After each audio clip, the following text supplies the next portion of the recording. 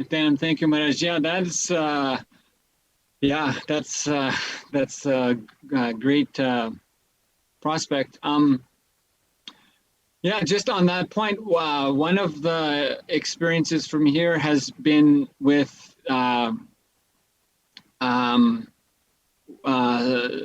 in the experience of ahimsa and how it changes your body and how those chemical changes affects your consciousness and the way that you view yourself and yourself as life.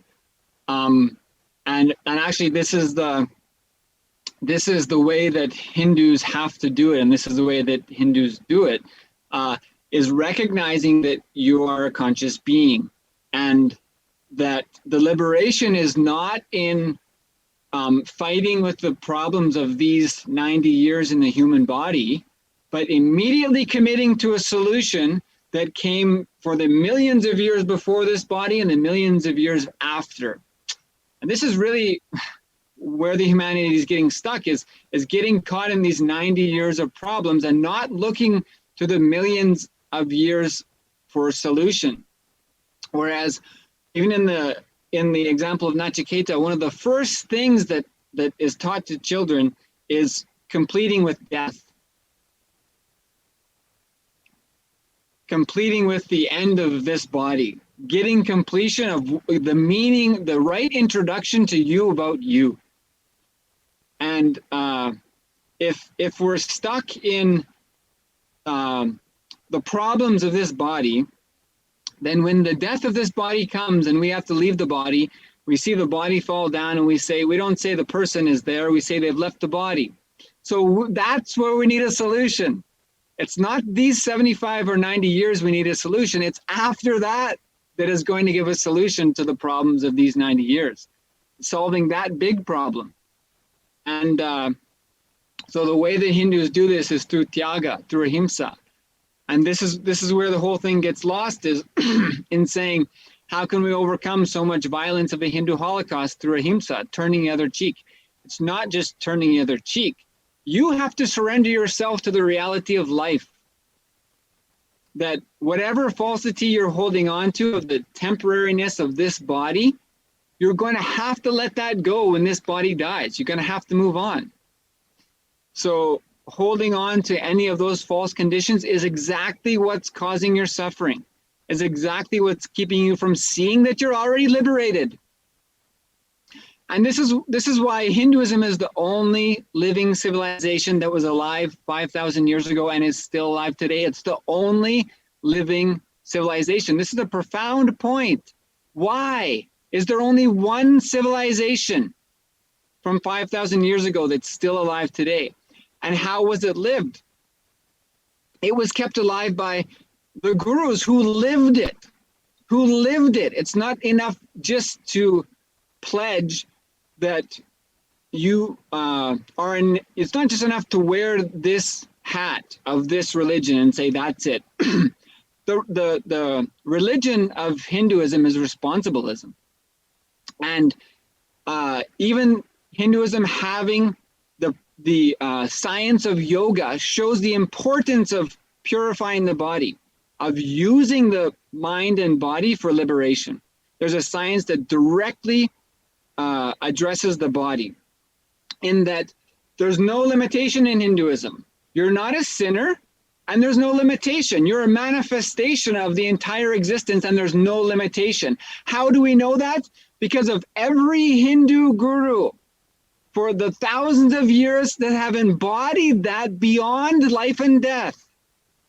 Buddha got his liberation when he decided, I'm going to sit until I die and beyond. That moment it happened. The list of great beings over the past few thousand years, Buddha is there. And Krishna is there of 5,000 years, 10,000 years, Lord Ram is there. Adi Shankaracharya. If you list the great beings of the past 10,000 years, you notice a huge amount of them are practicing this science of Sanatana Hindu Dharma. Why and how? Because it requires, to the bone marrow level, surrender of your ego, the death of your ego. The solution to your fear of death and your avoidance of death is facing it now and overcoming it now. So that's what the tyaga is. And that's what ahimsa is. It's not saying I will be small or that I am less, but it's even thinking about you less. And that's the science of enriching. So this is the beautiful gift of ahimsa, and it's what has made the enlightened beings is because they surrendered everything. How they went to the guru and said, I'm declaring the death of my ego now, and whatever comes, I'm going to live it fully. All the life and strength of Hinduism for thousands of years have come from the beings that went to the guru and surrendered their life. Not for death, but for life. So this is what we're missing, is that surrendering your life and the ego gives you ultimate freedom now. And the proof is all the enlightened gurus, Srila Prabhupada, Yogananda, Patanjali, through the science of mind and body, that have embodied that maximum possibility without limitation. So this is, the Hindu liberation is no limitation now for you, proven in this endless chain of enlightened beings who manifested the science that's written in the Shastras of the world's oldest and only living civilization. How? By going to the guru and surrendering your ego, by facing your death as quickly as possible. So this beautiful science of ahimsa, giving up my frustration, my agitation, my need to convert, my need to change others, my need to change the world, that's not necessary. This time of coronavirus, when everyone is stuck in their house with the tiredness and boredom, you don't need a set of rules that at some point in the afterlife may give you benefit. You need a solution now. And what do you need a solution to? You need a solution to you. The proof of the Hindu gurus over time is that it's available to you now. Just let go of the violence. Just let go of the violence. So Swamiji is giving these beautiful techniques of cleansing processes, even through the garlic juice and the limiting of solid foods, whereby you change the fuel of the source of your energy, the fuel of your energy, from the grinding on the physical food and the agitation to letting go of that agitation.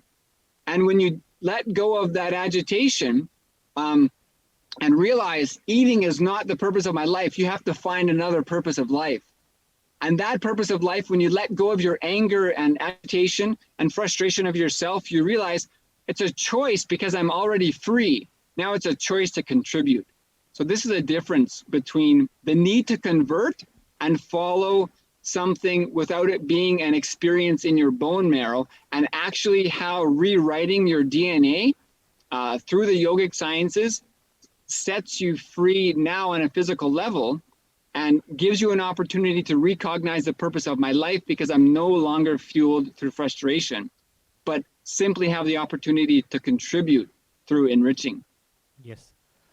Thank you, Shri jnanatma. Actually, the beautiful input on the extraordinary Hindu way of how the Hindu gurus and the tradition itself set someone up to have liberation in this moment and forever. And even the definition of a soul is defined, what you said, that a soul is limited to only a certain amount of years on this planet, whereas we have millions of years that our soul has been going on from past till now and going on forward. So in a way, you've defined what a soul is in these two religions, and given us more insight into how Hindus actually save somebody from themselves, literally, through the path of ahimsa. And yes, Sri Asatosha, go ahead and if you have your answer. Thank you. Yes. So how Asatosha is cognizing this, I mean, the quick answer would be consciousness. Earlier, Reynorshan was sharing about how conversion is a dualistic based logic. It's a conclusion which comes out of the dualistic binary logic. So what happens is, in the process of cognizing this binary logic, you bring everything down to the matter level. When you bring everything down to the matter level, Swamiji says, your body also. Body is part of you, but body is not the entire you. When you bring everything down to the matter level, you deny the consciousness. If you deny consciousness, you do not know soul. Soul in Christianity, soul seems to be a concept. In Hinduism, soul is an experience. The gurus, enlightened beings and avatars, they're living consciousness. It's real. It is, and that's also one of the things which Ashtosha cognizes. If you look in the way how Christianity converts, they make you believe in afterlife. They make you yearn for afterlife. But in Hinduism, we know that past, present, and future happen now simultaneously in the space of Kala. There's no such thing as past and future actually. It's a delusion. So Christianity feeds off of that delusion. Because they do not know soul and they cannot attend to you now, they keep you running by giving you, it's like the carrot in front of the donkey. They make you believe about something after, and they make you feel like, yeah, you should run after that. If you run after that, your life will be good. You'll be saved. But it's a total delusion. The reality of the situation is they do not know how to help you now. They don't have a solution. Why? Because they're not cognizing consciousness. They're not saving your soul. They're saving their concept of soul. And it's a concept. It's a mental thing. It has nothing to do with the ground reality. Whereas Hinduism is rooted and grounded in reality. You, like Shri Atma was sharing, all these processes and all these traditions, the yogic traditions, the bhakta traditions, all these different ways of cleansing the body, purifying the heart, and all these things are for you to drop your fantasies, to complete with your fantasies, to stop projecting yourself in the past and the future, to come back now and be enlightened now. Even earlier, it was being shared that in the Joshua projects, they're abusing Hinduism, saying that Hindus are bound by the concept of reincarnation. This is total nonsense, because reincarnation is not the purpose. Liberation is the purpose, and you can be liberated now. Reincarnation is if you avoid realizing who you are now. Reincarnation is the next step, but the purpose is not reincarnation, and you're not bound by reincarnation. The purpose is liberation, and liberation does not happen in the afterlife. Liberation happens now. So it's a totally different thing. Christianity does not save your soul. They give you a reason to keep running. Even though your life is full of suffering, they give you a reason to keep running while suffering. Hinduism gives you makes you realize the source of your suffering, and makes you drop all the suffering for you to realize and embody the living consciousness now, and then become and share that and enrich others with that, so that they can also complete with the delusion and go beyond the self-generated sufferings. Thank you so much, Ashutosh. Actually, there's something I just wanted to add. Ashutosh, in the beginning, he had uttered a statement where the whole fundamental of Christianity is based on the binary concept. Sorry, not binary concept, non-binary concept of duality, basically, right? So, if we come back to the question, what is the difference between a Christian saving your soul and a Hindu saving your soul?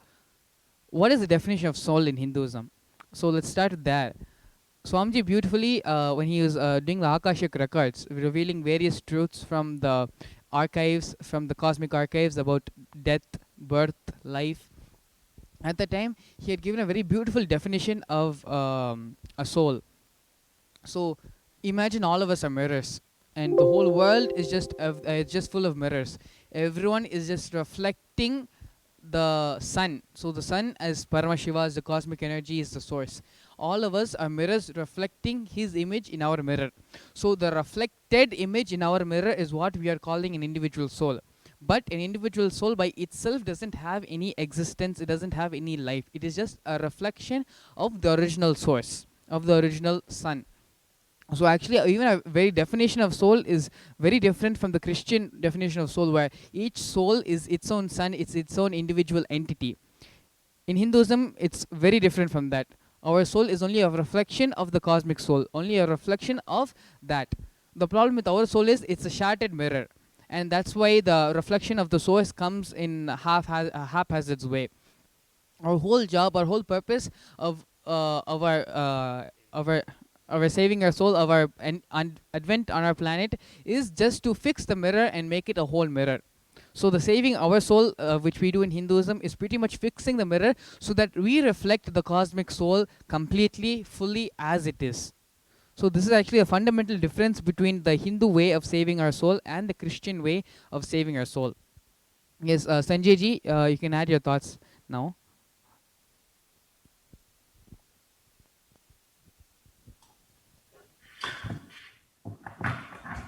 So the question of Christian saving a soul and a Hindu saving a soul. So if we look again at the Joshua project, if we have to give them, if I have to give them any credit, it's their tenacity, it's their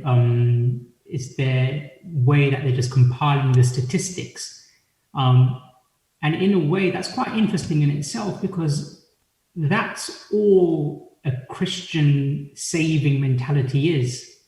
It's about a number and incrementing that number. That's it. And almost, if you look at the Joshua Project, one of their criteria is, have they heard the gospel? And that's then a success factor. So it's a very shallow victory. Their victory is a very shallow victory. It's literally just notching up an extra 1 on the numbers chart for their website to say, okay, so their percentage penetration has increased.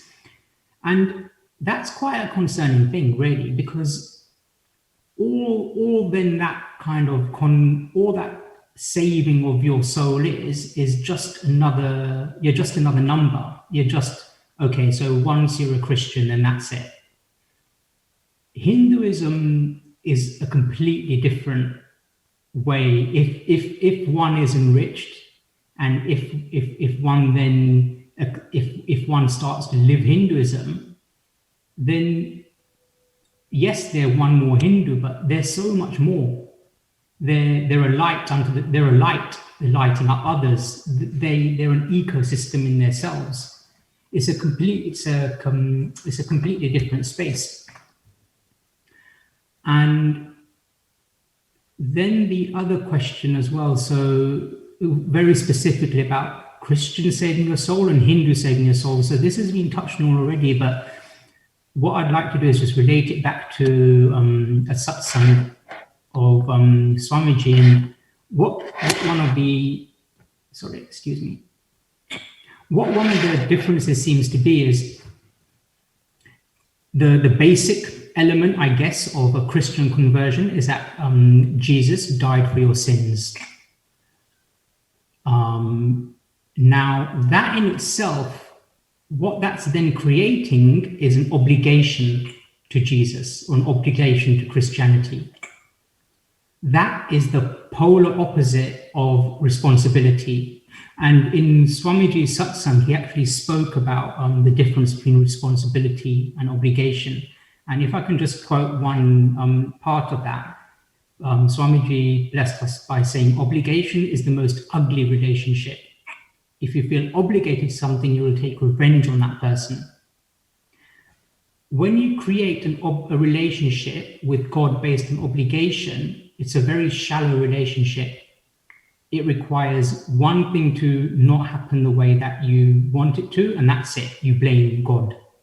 And that whole thing that you built up in your mind, in your being, breaks down like a house of cards. It just falls. A Hindu saving your soul cannot fall in the same way. It's not a house of cards stacked on top. You can't just knock it and it falls over. Yes, there may be some regression along the path, but you will recover from that, and there is There's a much deeper ecosystem. There's a much richer understanding internally, and it's a belief that flowers from within rather than enforced from without.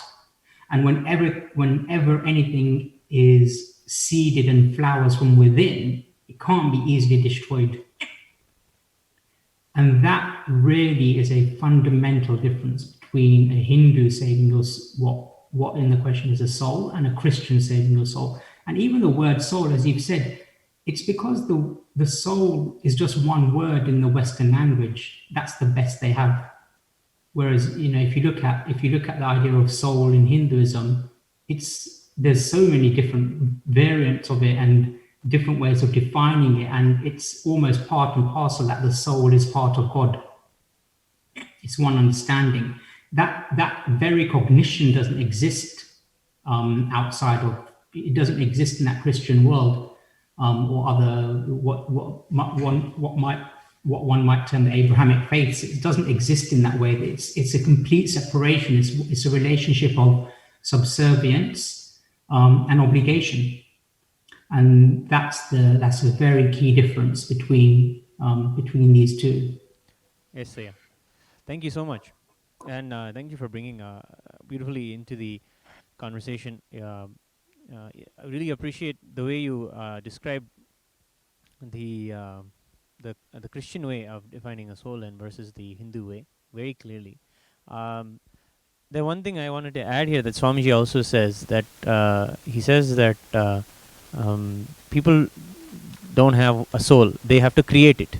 It's an expansion of your consciousness. Actually, the way we would use the word we would use is consciousness, and expanding it more and more and more and more until it's one with the entire cosmos.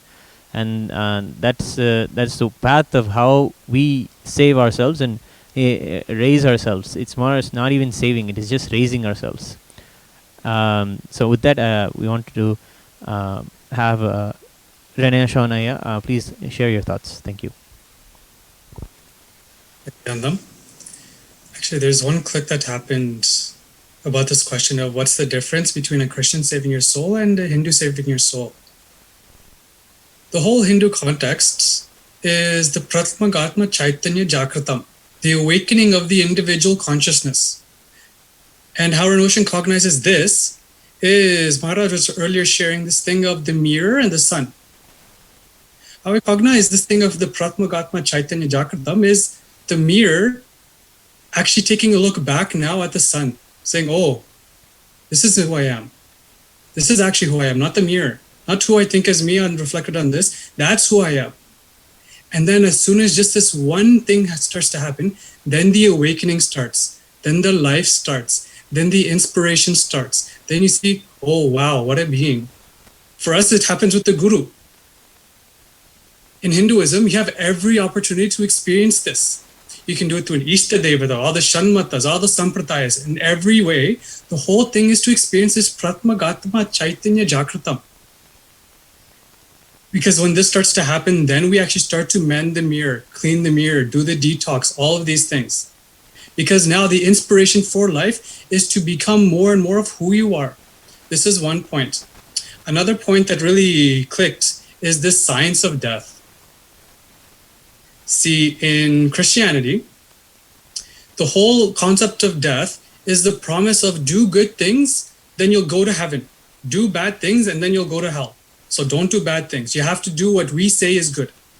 Not what you think is good, what we say is good. You can't do what we say is bad. These kinds of things. And so the click here that really happened is you never actually get a chance to look into death. Instead, you're running away from death your whole life. You're running away from death to get to heaven. You never look into the science of death. You never even actually look into what will actually happen, because instead you're just running after something that they told you about, this thing of heaven, this idea of heaven, and running away from hell. You're running after heaven and running away from hell. The whole thing is just a delusion. Meanwhile, in Hinduism, as jnanatma was sharing, the very first thing that's shared, the very first thing that's taught is the science of death, the experience of death. this whole thing of really the space of after death, then this life can start. See, this one remembrance that Pranoshan is having of with Swamiji's experience, sharing his experience of his death experience with Arunagiri Yogeshwara, where Swamiji really had the experience of death. And then Arunagiri Yogeshwara, this is Pranoshan remembering, but basically Arunagiri Yogeshwara then gave Swamiji the life, saying, everything that you're experiencing from this point is my manifestation. Again, this is paraphrasing, avoiding to remember exactly the words, but this is a whole cognition that now life is directly blessing from Guru. Everything that I know is life is blessing from Guru. The gratitude component awakens. The whole reason for life is shifted because everything becomes a blessing. Everything becomes gratitude. The whole reason for why you live life changes. The whole context for life changes after this experience of death. See, again, this whole thing of Christianity saving your soul is the whole context of, hey, something's chasing after you. You better run after what you want. Don't look where you're going, just run. Meanwhile, the whole Hindu context of saving your soul is don't waste time. Go into the death. Experience the death so you can live life. The whole context is different. So these are the two main clicks that I had just from this sharing and just as I'm internalizing this question. Thank you. Thank you so much, Aya. So, bringing it back, what is the difference between a Christian saving your soul and a Hindu saving your soul? That was the second question. And the first question, where's the line between conversion and enriching? So, both these questions were the topics in majorly which we had discussed into the Vakyartha Sadhas. So, whether Hindus should accept religious conversion or not.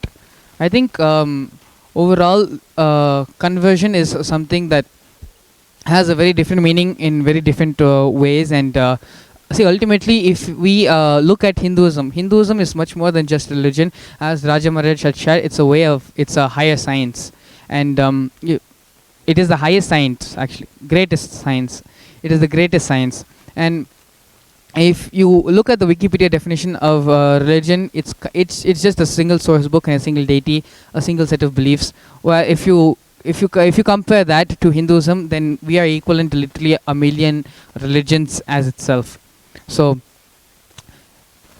in this way, it actually makes more sense when we say conversion. It will make more sense to us because already we accommodate so much, and we accommodate the different. In Shaivism, the different sects of Shaivism. In Vaishnavism, the different sects and diversions of Vaishnavism. All this we accommodate, and we are Hinduism as such. So even when reviving Hinduism, even the micro nations, the micro Kailasa nations, Swamiji wants all of that to be seed banks of Hinduism, so that Hinduism can grow and sprout from that. Hinduism isn't just one religion, it is a collection of religions is what is Hinduism. So when we accommodate so much, if we can also, I think we are a very accommodating religion, and bringing finding a way how Christianity and Muslims, both Islam, both of them, if we can actually root them and connect them back to our ancient tradition. Swamiji beautifully the other day mentioned how Buddha was a disciple and initiated by the Mahanirvana Yakara. I'm pretty sure that if we do a little bit of research, if we do a little bit of in-depth analysis, we can also find how even Jesus and Muhammad both originate from Hinduism. They have taken the initiation from here, and whatever way it has been diluted over time, and it is in the state which it is now. So it is just connecting everything and bringing everything back to Hinduism is what is the real enriching and conversion of religion which we might be needing to do. Originally, we, as jnanatma Maharaj had mentioned earlier, we are the oldest living civilization, and everything else which has happened after us is an evolution from us. So bringing everything back to the source, bringing everything back to Hinduism. See, Hinduism is more than just a religion. It is spirituality as well. We are the only religion which connects spirituality and religion together, and so that even in Hinduism, even God is used as a stepping stone to achieve enlightenment. So even the true purpose of reviving Hinduism, reviving the Kailasa nation, is for the sake of allowing and enabling everyone to achieve that space of enlightenment, achieve that space of oneness with Paramashiva. giving the same context to Christians and Muslims as well is actually the true job of Kailasa, where we connect them also to Hinduism and in that way bring the science of enlightenment to them as well. So this is just the last final statement which I wanted to make here. And we also have with us Devarajaya, who joined us in between the Vakyartha Sadhas. Thank you for joining us, Aya. So Devarajaya is from Chennai, and Aya, over the past half an hour to 40 minutes, you've heard the various points, various discussions, and various levels where we have discussed whether about conversion, how Christianity's version of conversion is very different from the Hindu way of enriching and liberation. So Aya, what is your final takeaway? What do you think should be the stance taken by us? Yes, Aya, please go ahead. Please go ahead. Yes, sir. Nithyanandam. I'd like to add about soul. Then, how the enrichment is really make soul to travel its path of enlightenment. The guidelines has been given in Sanatana Dharma. So, Sanatana Dharma is nothing but the lifestyle that each soul has to live to get enriched in his life in the way of getting enlightenment. So it gives clear cut. If you take in practical world, we are making so many machines, so many things. If you go to original manufacturer, the machine, how it can operate, what is the problems will come, how we can make troubleshoot, everything will give very clear cut. If you go machine only, it will not give full picture of that machine trouble, how it goes. The same way, if you come to Hinduism, it gives one how the soul can transform in the way of enlightenment. Everything is given like a circle. That I will explain. If you take in a ocean, in the waves are coming. In the waves, some droplets come out of ocean, then it falls back again.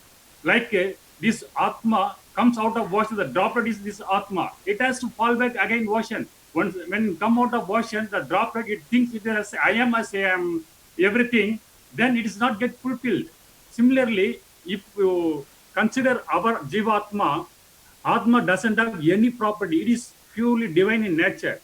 When it comes to this Prakriti in this world, it gets attracted by gunas of this world. So that it goes through all this, that we call it Mukutram in Tamil. That is, it's subject to the nature of this Prakriti and attract this. It believes I am this, like that. It is forget about where it comes. I am not a divine nature, like that. Then it's subject to so much pain. Then once it gets realized, then it's again goes back to divinity. Then it's feel as a Atma. How it happens? There, this has been very clearly given in our literature. The Jiva Atma. Atma is divine in nature. Jiva is subject to this world attraction. How it getting subject with atmas? That is Rajas, Sattva, then Tamas. In terms of you come as a body operating mechanism, Vada, Pitta, Kapha. These three things only operates our body. In 96 Tattva principle, this has been told as one principle. In Hinduism, how this soul has been manifested as a body, in what are the Tattvas, the 96 Tattvas is there. If 96 Tattvas, if the soul is realized and it's fulfilled and get out of that means it can get enlightenment. It has been given in very detail in our Hindu literature. If you go to other things, I do not want to blame, but it's not given full picture of how the soul is getting enlightenment in the way of his journey. Here it has been given very clear cut about how the soul has to follow. When it's come to in this world, what are the ways it has to follow, what is the Charya Kriya Pada it has to follow to get enlightenment. It has become very clear cut details and guidelines. So in Tirumandram says one atom can become possibilities of 4 crore plus ways it can change in possibilities while it getting attracted with another atom. That means so many possibilities there. Each individual is unique in nature. So we cannot put one common rule as a, this is set of rules, it will applicable to each and every individual soul. No, it has to go, it is unique nature. In the way you see Sanatana Dharma, there is lot of possibility, lot of sampradaya is there that soul can get transformed in its own way of path of enlightenment. In some other, I do not get mention religion.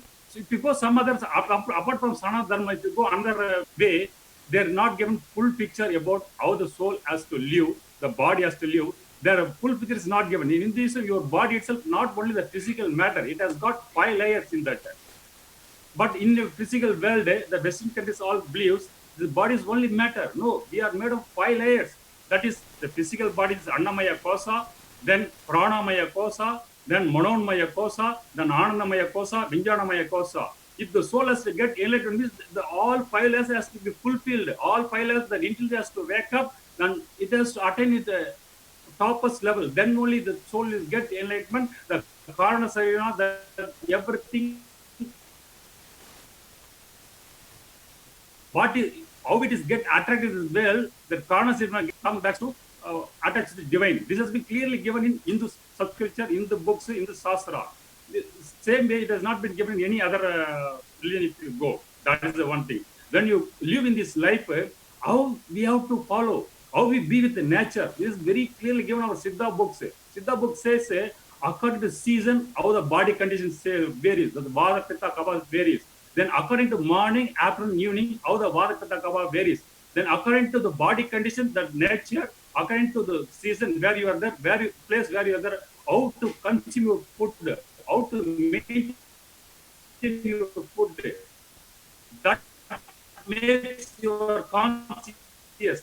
If your food is not proper, is conscious proper, then it has to be according to the place and nature. You have to move with the nature. Then will your conscious, the restriction will not be there. You will flow with nature. Your conscious will not have any hindrance. Then soul will not get any restriction is travel of living. It will live always blissful state, that Paramashiva state. When it is lives in Paramashiva state, means it is getting enlightenment. That has been clearly shown in Hinduism. Nowhere it has been not clearly given in full picture. That means our Hinduism says when jivas come means how to live in this world, in the way of enlightenment is clearly given whole picture of everything. So we can easily get enlightenment here only. If you go somewhere else, they're telling after death you will get benefit. Here in Hinduism, you will realize that moment itself. If you follow Hindu Dharma, that experience will happen, Anubhuti will happen inside us. The same moment you can experience. That experience makes another further level to conscious to experience further level. Like that, enrich automatically to higher state, it will reach the divinity. Some other place, just it will be theory, you cannot experience. That is the thing I am following here. So here, there is no set of guidelines like that, fixed guidelines. We can have multiple flexibility to follow, to enrich the soul and get enlightenment. This is the thing I have. Yes, sir. Thank you. So the conversation has come to a beautiful description, and everybody is giving interesting and exciting insight into how from their personal experience and from the reality of what Swamiji teaches about how Hinduism goes about going the path of liberation and finally achieving oneness with Paramashiva. So there is so much to it, and there's so many different ways, as Devaraja is saying. There's so much to the way that we can go about our path. But the beautiful thing is, for us, we have Swamiji. We have Swamiji individually able to hold each of our hands and put us on our track and put us back on our own path uniquely as per our experience, as per our needs, and put us back on. He is every day coming to satsang and giving the message, and it hits everybody exactly where it's supposed to hit. It has a message for somebody exactly where they are at, and this is the ability only that can be done by the embodiment of Paramashiva himself, who is now sitting as the reigning supreme pontiff of Hinduism. So let us all come together, and through this Vakyartha Sadhas, as Swamiji said yesterday beautifully, it was a little short satsang, but he said beautifully, Vakyartha Sadhas is where we internalize and chew on the concepts that he's telling. Vakyartha Sadhas is where we will take that understanding and live it in our life. So from this Vakyartha Sadhas, let us learn and come to the understanding that Hindus cannot allow such conversion at such a meager low level to happen. We should not allow that conversion happen in such cheap ways and and give people limited possibilities of life, limited understandings and misunderstandings about truths.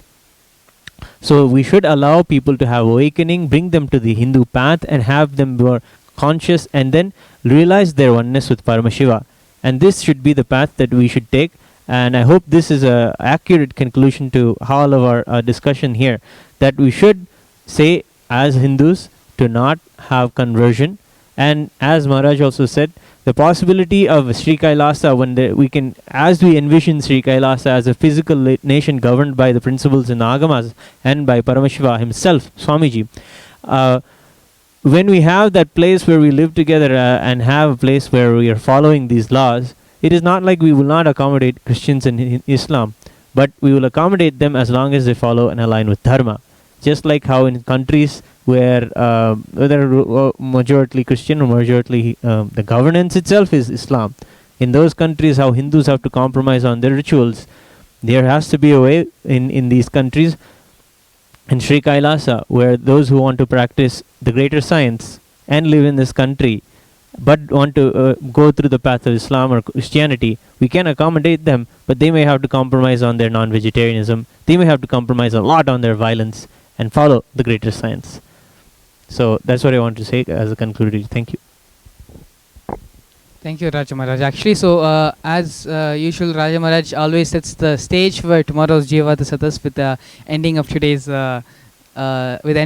statement. So very beautifully, he has taken us into when Sri Kailasa is manifested, when it becomes open to public, how we will inculcate other religions, because that pretty much majorly defines the way we inculcate other religions to come and live in Sri Kailasa, as to how we practice conversion, religious conversion, how we should allow it right now. So yes, so this actually leads us into tomorrow's Vakyartha Sadhas. So we're short on time right now, so it's time to prepare ourselves and get ready for the Nitya Satsang. So before we end today's Vakyartha Sadhas, I would sincerely like to thank all the panelists joining us from various parts of the world, of taking off time of your sleep and your various other activities and your daily schedules to be here, and more than just giving your time, but also living and following the principles Swamiji has been saying every day in the satsang, where more than just casting our vote, at a time where Swamiji is addressing all of us as reluctant Hindus, where it's time where we need to stand up and we need to start being serious about our religion and not just practicing it in our life, but also making sure that others are also enriched, taking up the stance and shedding ourselves of our reluctantness and being the real warriors which Hinduism needs right now. So thank all of you for taking the time off and being a part of this. Thank you so much. And all the viewers, all of those who are watching us now, if you think that something which we have mentioned, if you have had a click and now you are ready to take the stance, are energized and want to be a part of this change, want to be the part of shaping the future of humanity, shaping the future of Sri Kailasa, you can. It is within your power to be a part of this historical happening. All you need to do is visit the link being projected below, tinyurl.com/Hindu votes, and cast your vote as to what do you think is the stance Hindus should take regarding whether Hindus should accept religious conversion or not. With this, let us now enter into the meditation and prepare ourselves for the Nitya Satsang. Please sit with your head, neck and spine in a straight line. Bring your awareness into your Ananda Gandha. And visualize Swamiji sitting in your Ananda Gandha as Paramashiva with 25 heads and 50 hands. Now, allowing it to reverberate throughout your entire body, start chanting the Mahavakya Om Nithyananda Paramashivoham. Om Nithyananda Paramashivoham.